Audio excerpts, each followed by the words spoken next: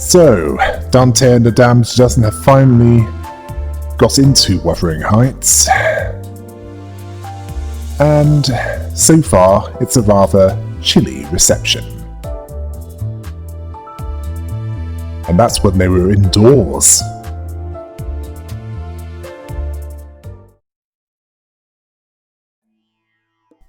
In the room that Nellie brought them to, there were 3 groups.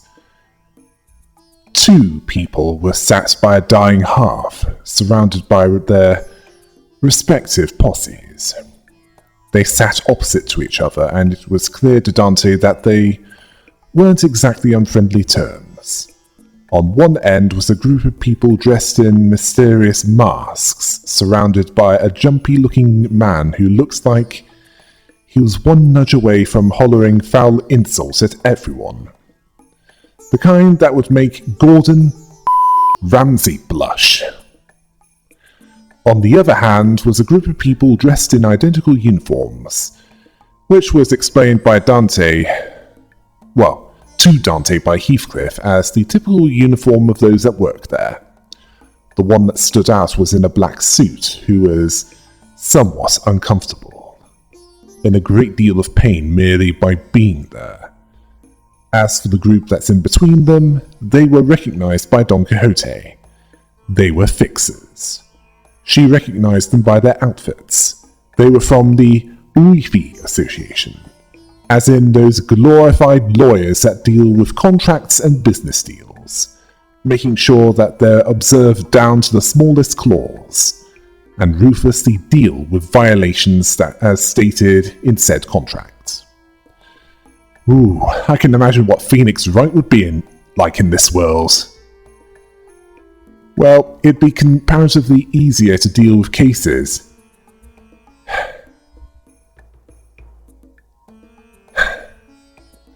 I mean, imagine a contract dispute and he says, "Hold it.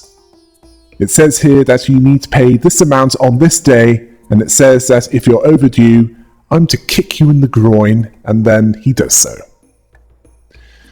Okay, yes, I know, it's a ridiculous example, but some of that happens in that series isn't much more rational. Apparently it's rare to get a sighting of even a single Urifi fixer. Seeing this is quite an occasion. How rare is a sighting of them then? More or less than a Sunk Association fixer. Dante told her to quieten down. There would be time to ask for autographs later, and not just because this attracted attention from the others, and not the positive kind. Josephine, a butler that was with the man in the black suit, was surprised by the vagabond returning, seeing him as the shame of Wuthering Heights. Her reaction didn't surprise Heathcliff, nor did he care that much. Her scathing tone continued by her complaining that he struts around like he owns the place, if their mistress was there to witness that travesty. Then Nellie told her that's quite enough. Clearly he gets the message that he's not fondly thought of, telling Heathcliff not to mind her.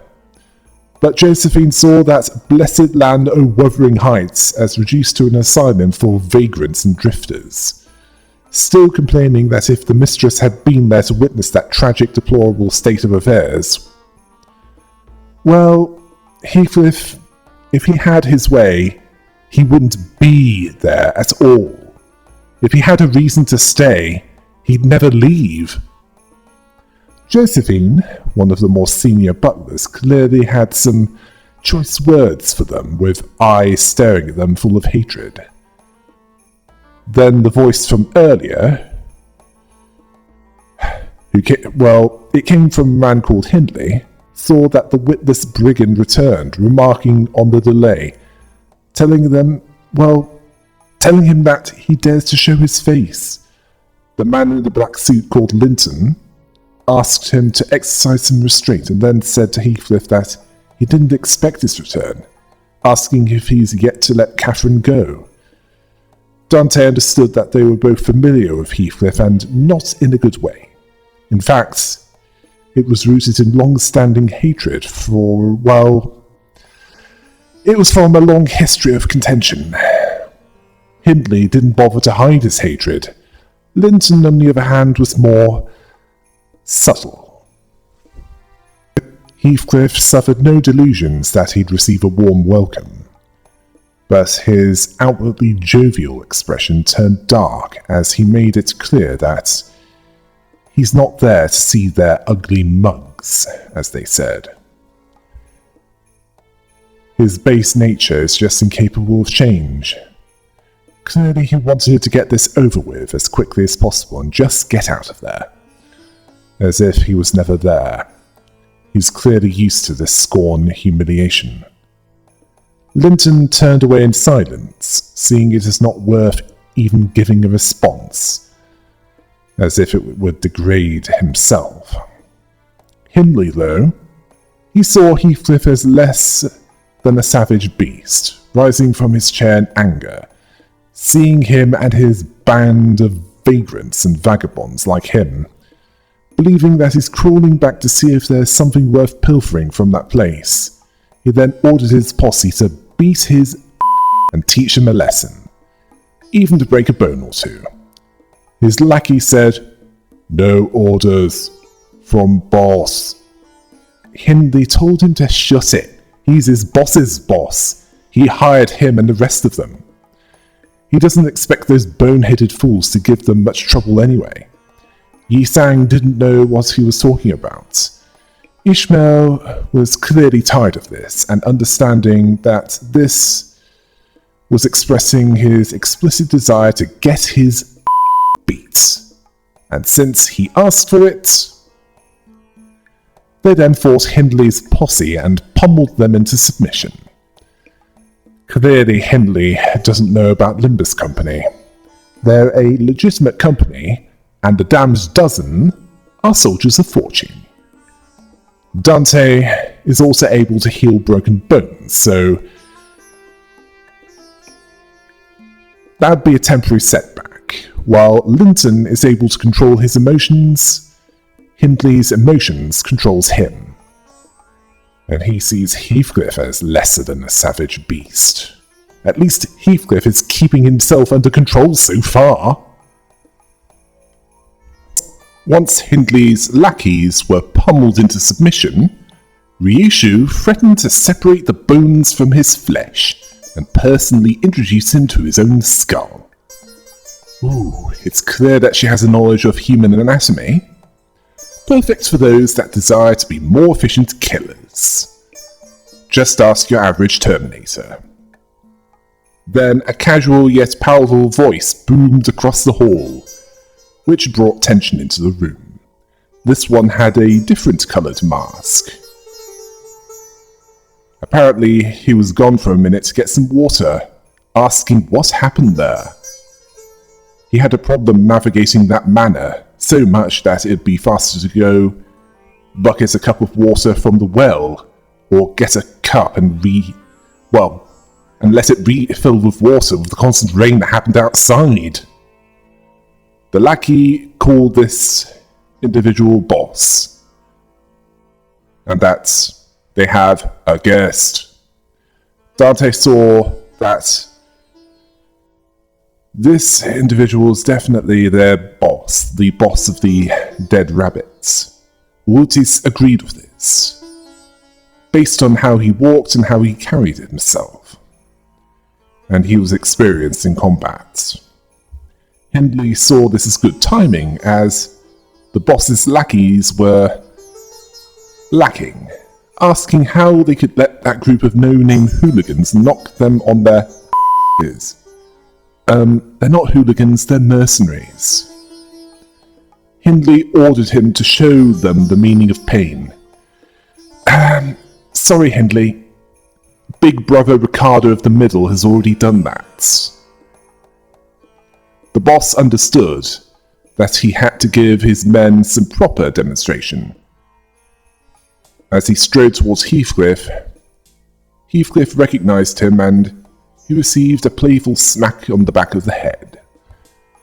who told him that the first thing to do when crawling back into his neighbourhood was to give a quick hello to his old boss, asking where he left his manners. This confused Heathcliff. The boss told the others to wipe this stupefied look on their faces and bow before him, to show some bloody respect. Heathcliff struggled to believe this.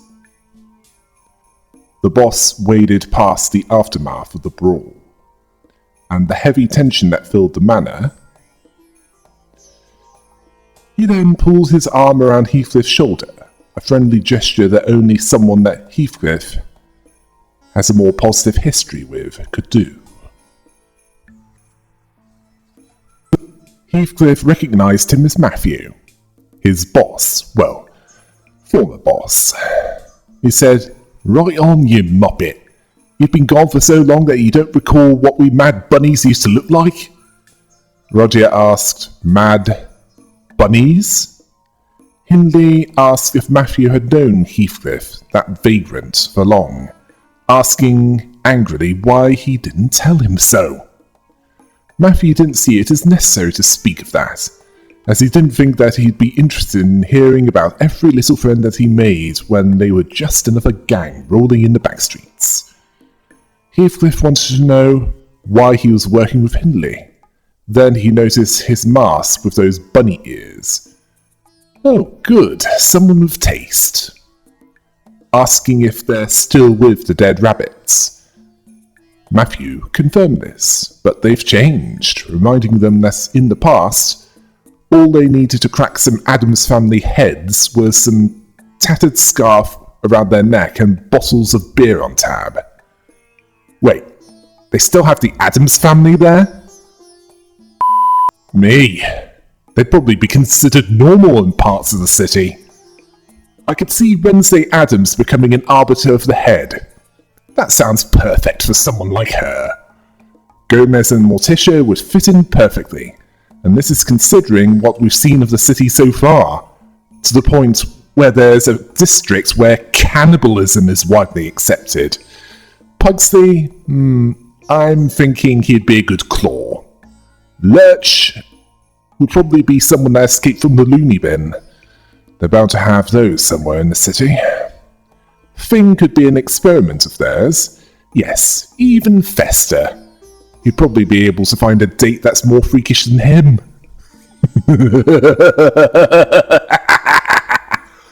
Anyway, apparently they named one of the beers after Heathcliff, and according to Matthew, well, sadly, the pub that used to sell that beer closed a few weeks before. Yes, when they were sailing across the Great Lake due to business being deader than the concept of functional democracy in the city, thanks to the rumour keeping everyone home. This shocked Heathcliff, finding out that the pub that they went to, the Wolf's Fall, closed. The others were silent during this.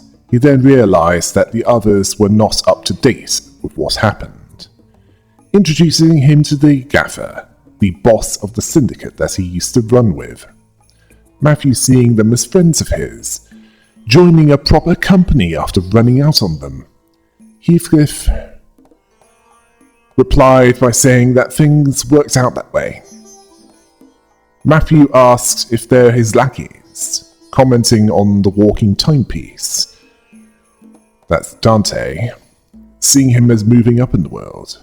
Heathcliff laughed briefly at this, and Ishmael was angered by them referring to them as lackeys. She was able to hold herself back, seeing it as not worth causing trouble. Then Heathcliff asked about the masks. Matthew asked if it was odd to him. Trends change with time. The time for scarves with rabbit embroidery was long gone. Heathcliff didn't buy it, seeing it as a bit... Matthew disagreed, asking why he thinks that they are. Or rather, what they are. A bookish rabble that follows the coattails of some naff trend? Asking if he's returned to that place since he's left, even once. Heathcliff confirmed that he didn't. When he left that manor, and eventually the dead rabbit, he made a promise to himself that he'd not return. Not one step closer until he'd made something of himself. To return as a successful man. Matthew understood that he hated that place, when he was one of them. Heathcliff silently agreed with him. Then Matthew told him that they're no longer the same lowly backstreets gang that he knew. They've moved up in the world, and they're now affiliates with the Ring, and are now one of the up-and-coming syndicates. Oh. The Ring. One of those that's the reason why Virgilius is on Mephistopheles in the first place. Rodia recognized the danger of the involvement of another of the Fingers. Ryushu understood them to be Forovists of the Ring, those that outfit their underlings with cheap, tacky animal masks. Oh yes, Virgilius and Garnet encountered those in the art gallery in District 22, while they were scouting the area. Heathcliff asked if he was. Matthew then confirmed to the little that he was now the top boss of the Dead Rabbits. Heathcliff asked if he remembered that he always used to say when they've each filled up with more than 3 bottles of beer. Matthew then talks about the beer as made from halfway rotten wheat. Well, it was the backstreets. What do you expect, a half-decent alcoholic beverage? All he remembered the next morning was a hangover and their empty pockets. Heathcliff reminded him that it hurt like hell every time one of his own came back hurt, even the recruits, seeing them as an extension of himself. He knew that he'd make it big one day. Matthew he saw drunk him as more poetic. Heathcliff knew it was him. The mask threw him off. Hindley saw this as a sorry sight, mockingly apologizing for their tearful reunion. The point was, while they were wandering the streets, wasting away the best years of their life on the road, Max made something of himself. It's why he was hired as his bodyguard.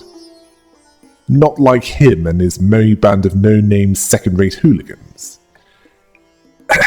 Hindley, they've dealt with threats far more dangerous and outrageous than you're capable of being. Even with the most expensive augmentations you can find in District 20. I know that Limbus company is relatively new, but do you even bother to do your research? Oh.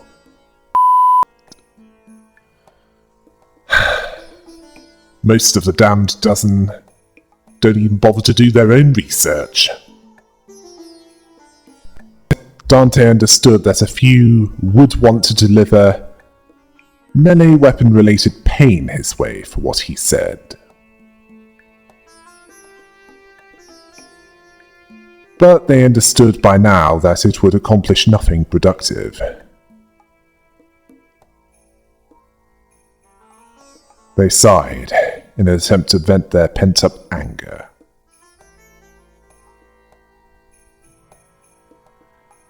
Heathcliff wasn't angered by this, seeing it is not the same Winter that he thrashed him, treated him as an indentured servant, and abused him like a hound. He had a dark look as he said that he wouldn't deny that he spent many days and nights imagining tearing that foul tongue from his gob. Ooh, I seem to recall a witty dwarf that said something about that, at least in the source material of that book series that they turned into a TV series. Then he went back to a calm look and said, after glancing in their direction, telling him that he's even found a place that he belongs, went on adventures to places that he couldn't imagine, learned a thing or two about them, or more specifically from them. So he felt bad for him, and this confused Hindley. Heathcliff noted that Hindley hasn't changed one bit. Besides, he's noticed Hindley's attire. Then he looked at him and noted that Hindley looks more like a drifting vagabond than he did. Ooh, he's getting better at comebacks. Hindley called him an insolent fool. Ishmael saw that he said some nasty stuff about them, but he doesn't look like someone worth arguing with. Heathcliff ignored her, and he asked Hindley if he's even checked himself in the mirror in the last week. He couldn't bear to look at him, appearing so down. Dante recognized that while they had no way of knowing what he looked like in the past, they could easily tell that he's not the most stable person in that room. Heathcliff, congratulations! You're no longer the human equivalent of nitroglycerin. Hindley was incensed by this, calling Heathcliff a Matthew advised him to seat himself on that sofa and calm down, to be more considerate of the others standing in the corner.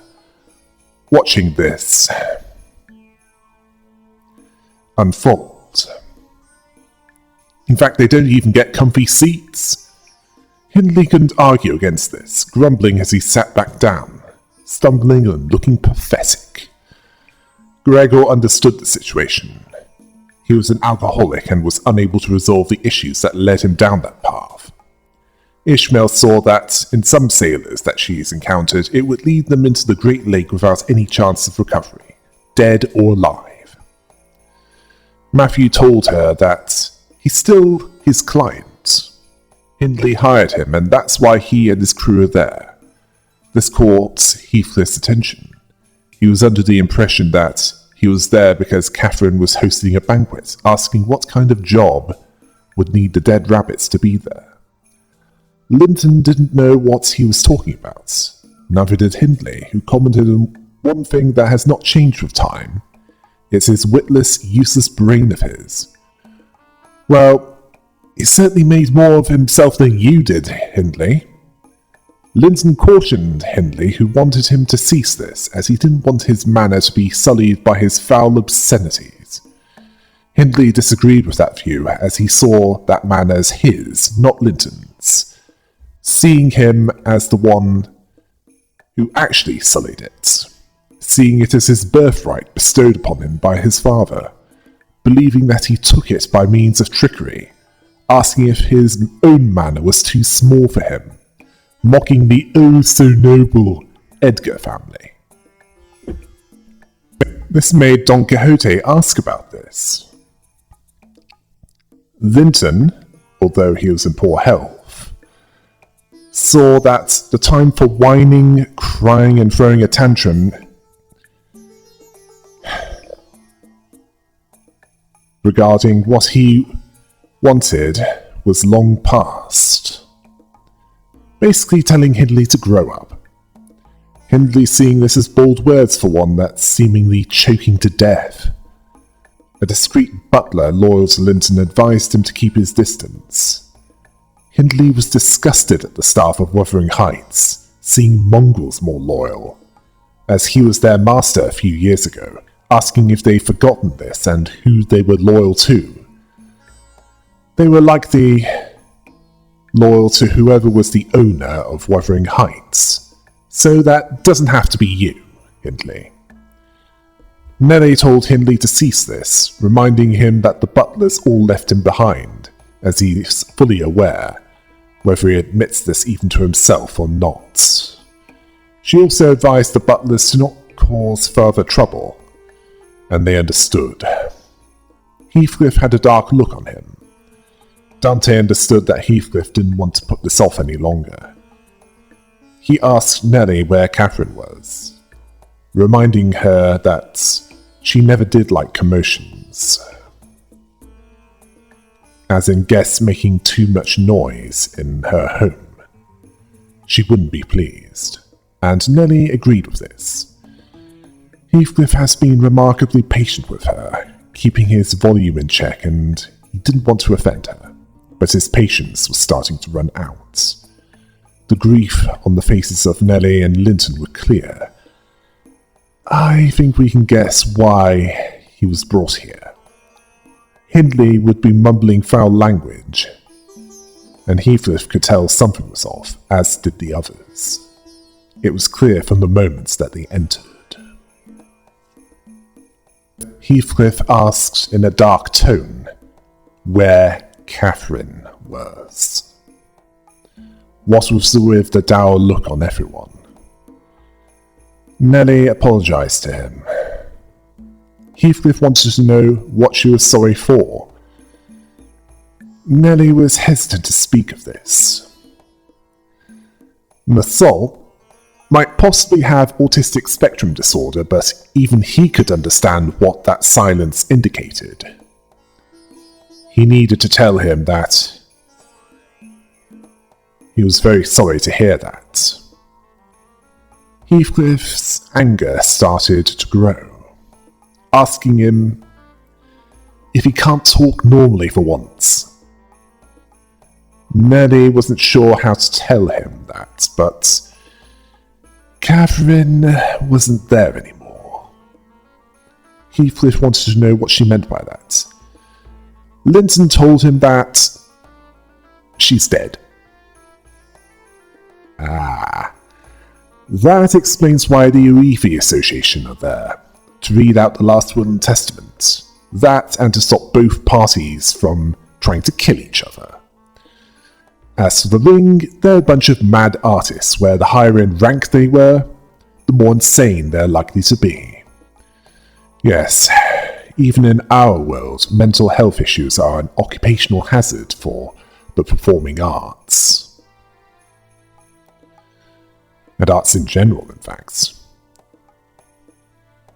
Also, the dead rabbits wear bunny masks as well as I do. Hail the rabbits! Yes. Based on one of the old gangs of New York. Around the same time period as the book Wuthering Heights was published. Although I find it strange that Matthew doesn't even remove his own mask to make it clear that it's him in there. There shouldn't be anything to hide. Unless, of course, it's like Jason Voorhees or Deadpool under there, so if that's the case, he'd have a good reason to hide that. This hit Heathcliff hard. Then Linton looked at Heathcliff with bloodshot eyes, and made it clear that he agreed that none of them wanted to see each other's ugly mugs, asking why else would they meet up like this. Heathcliff was struggling to believe this. The director of Uefi Association, unconcerned by this, saw it as time to continue. Since Mr. Hindley Earnshaw, blood relative of the deceased, Mr. Linton Edgar, spouse of the deceased, and Heathcliff, an individual mentioned by name in the will, all three relevant parties were present, so they, the executors of the deceased's will, may begin. The first order is to execute Catherine's will. Then the solemn occasion of Catherine's funeral rites, as per the deceased's wishes. The will be read out aloud there at Wuthering Heights Manor, in attendance of all those present. Heathcliff interrupted the Uefi fixer, saying no, telling him to shut up for a second, asking whose funeral rites, and what's that about her spouse? This made Linton rise from his seat for the first time since they arrived there. He told him that after he abandoned that place without a word said to her, she immediately turned to him. Then they were married. Every waking hour they spent together was filled with happiness and joy. Happy to the very last day. To her very last breath. I'm not entirely trusting of his words, considering that he was one of those tormenting Heathcliff for years. Was this really the case, or was that just what he wanted Heathcliff to believe? Or was that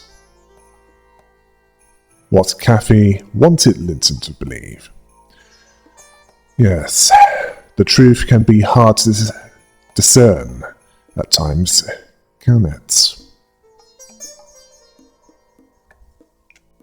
Heathcliff told him to shut his stupid gob.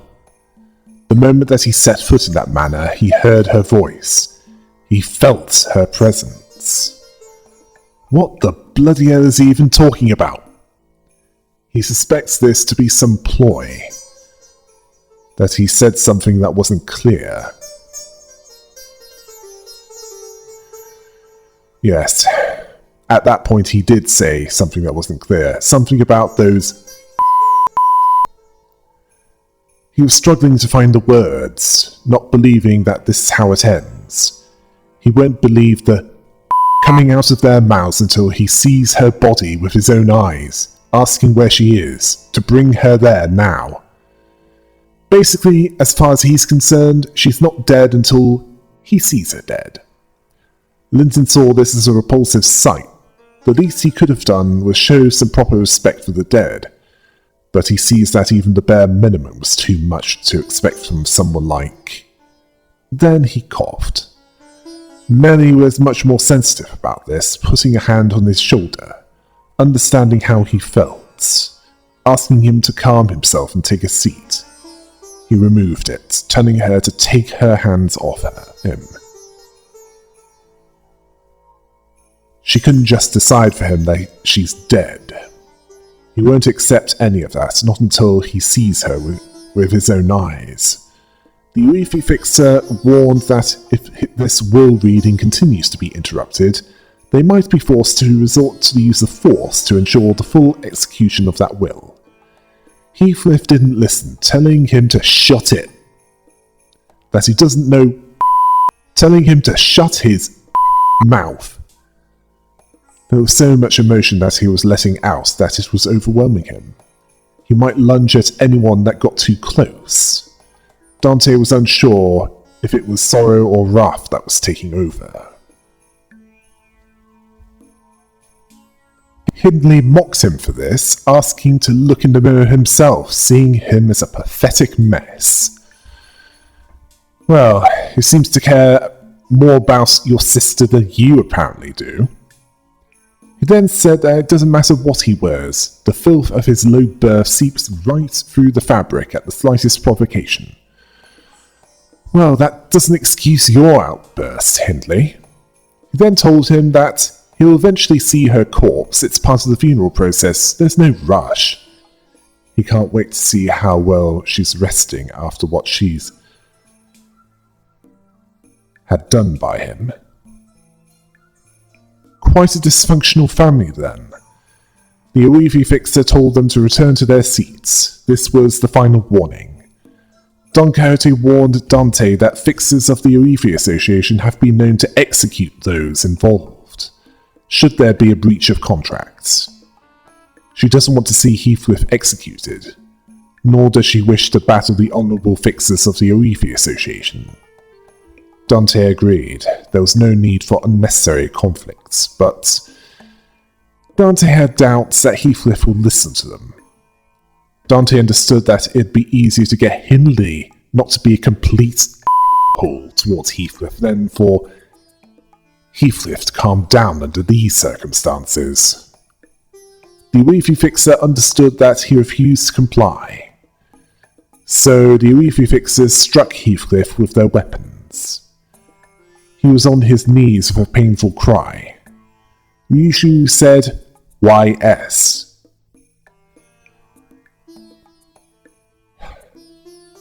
Who was listening to what she had to say, but she wasn't speaking to him. Not that he'd listen. She was saying, "You stop. All of you." Believing something was off about this whole thing. The Uefi Fixer asked if Ryushu wished to speak for that individual. Gregor nervously said that what she was trying to say is that she decided to remain silent in favour of not getting into trouble. This annoyed Ryushu, and she asked what BG was doing. Gregor told her that might understand that seeing Heathcliff getting smacked around like that can be aggravating, but once she gets involved, peace is simply not an option. Yeah, she is a blood knight, someone that sees it as fun to fight strong opponents. Dante didn't know that she cared about Heathcliff that much. She said, NC, or no comments, flicking her death stick, no longer interested in getting involved. Meanwhile, Heathcliff saw the Urufi as desiring to crack some skulls, basset ready, glaring at the others, warning them to stay out of the way. The Urufi fixer saw that he still refused to comply, despite the initial attempt, warning that if he refuses to let go of his weapon within the next minute, they'll have no choice to escalate to the next steps. Heathcliff couldn't care less about those steps, demanding that they give him Catherine or none of them will be leaving that manor alive. And Heathcliff was warning the others as well, and telling Clockhead to shut it. He doesn't give a about company rules, demanding that they stay out of the way. Dante knew better than to try and reason with him. Sinclair saw it as pointless as well, as his family's remains were violated. At that time, like Heathcliff, he was blinded and deafened to all reason, requiring that Don Quixote beat some sense into him. Roger tried to reason with him, understanding how angry and frustrated he must be, telling him that he can't. He told them all to shut their traps, to not touch him unless they want their faces caved in as well. Then Nellie told Heathcliff that it was nap time. She knocked him out quicker than Ishmael could register what happened. Roger was caught off guard by Nellie knocking Heathcliff out cold with her bare hands. It wasn't even a punch, it was a light tap. Oh, so it was like a Vulcan neck pinch. Mathot saw that his breathing was stable and that it was her giving the nerve on the back of his head a precise focus strike that led to him being knocked out. Honglu saw this as flawless execution of that move. He hadn't seen anything like that before, but it had similarity to his family's. Don Quixote was surprised that he was knocked out with a single strike. Nellie told them that every self-respecting butler had to be equipped with one such move. What other choice did they have when a child fusses and fusses for 20 hours instead of going to sleep? This was not something that Don Quixote had a problem with, as she fell asleep easily. The Uifi fixer didn't care if he dropped his weapon out of choice, as long as he was subdued, that was all that mattered. They allowed for a 10-minute recess to let things calm down. Then they'll proceed as planned. Then Sinclair wanted to ask Lady Nellie, who wanted him to skip the formality. Sinclair asked if those that Linton brought once worked there. Okay, some of the butlers followed Catherine to Linton's manor, but most of the butlers are from his own household. Sinclair nervously asked if he gave the order to attack, would she?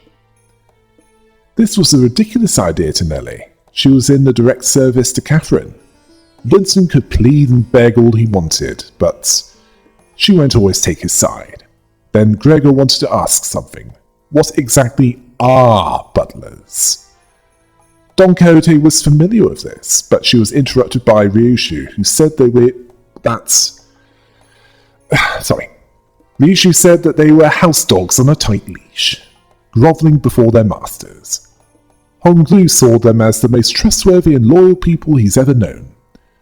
Don Quixote simply said fixers bound to families, and for once her view actually makes sense and it sums it up nicely. Gregor, on the other hand, was annoyed by how little help they were to help him understand this. Dante was glad that they weren't the only one that didn't understand. Nellie explained that it's a rare occupation. Not many even know that they exist. Roger commented that not many normal folk would have a reason to know anything about them, unless they had no choice but to work for them. Well, there are worse professions in the city. I wouldn't be surprised if there were syndicates that ran brothels. And there are those that enter into that profession due to being desperate for a means of survival. While being a butler isn't that high in terms of desperation, it's still pretty desperate. Although comparatively better in many ways. Gregor, hinting at Don Quixote, mentioned that one of them was a fan of fixers. Nellie was pleased to know that Heathcliff made some intelligent friends. This was touching to Don Quixote, promising that once she returns to the bus, she'll have her hands on the butler figurine that she had given up on acquiring, and once she has this, it will stand tall and proud on the frontmost row of her display shelf. Holy! If she was in our world, she'd be a otaku! The kind that, if they saw the magical girls, that set of abnormalities, that was basically anime come to life, they would bow in reverence. Then they'd meet their doom, as most would turn into mini kaiju. Anyway, she was exploding with joy that her fixer obsession was positively acknowledged and accepted for once. She then explained that butlers were fixers that are distinct from most others, as while fixers often refer to those that accept contracts as a part of an association or an office, butlers join families or manors to serve them, and only them on long-term contracts. Nellie added that it's not limited to combat, they also conduct household management and care. Well, someone has to clean up after these families. Proficiency in many fields is necessary to be a respected butler. It's not an easy occupation. From what Don Quixote understands, their services don't come cheap. Nellie confirms this. They're busy, although they are expensively compensated at every contract extension with stable bonuses such as pensions. Apparently many famous association fixers retire to serve as butlers as well. At least those that survive long enough to retire. As in the fixer business, you either get promoted in that line of work, or you die. Nothing in between. She was once a butler to Catherine's family, but was transferred to Lyndon's family to join their ranks when she married him. After a rather peaceful mutual debate, they came to the conclusion that Nellie would be in the position of chief butler, leader of the butlers in that household. Gregor wasn't sure about the peaceful transition of power. Don Quixote found it fascinating to imagine Heathcliff as a child there, asking how he was back there. Or rather, back then. According to Nellie, he was apparently quite a special child. She wouldn't have been chief butler if it weren't for him, seeing him as a lovely boy. Don Quixote struggled to associate that view of Heathcliff with him. As in, how she knows him. I certainly wouldn't, considering that he mostly knew torment and suffering there for years. The only thing keeping him there was Kathy. And the only reason why he was back there was, well, the only reason why he was back there at all, rather, was the invitation. I suspect that when his business there has been concluded, he'll be leaving that place never to return, as there would be nothing for him there after that.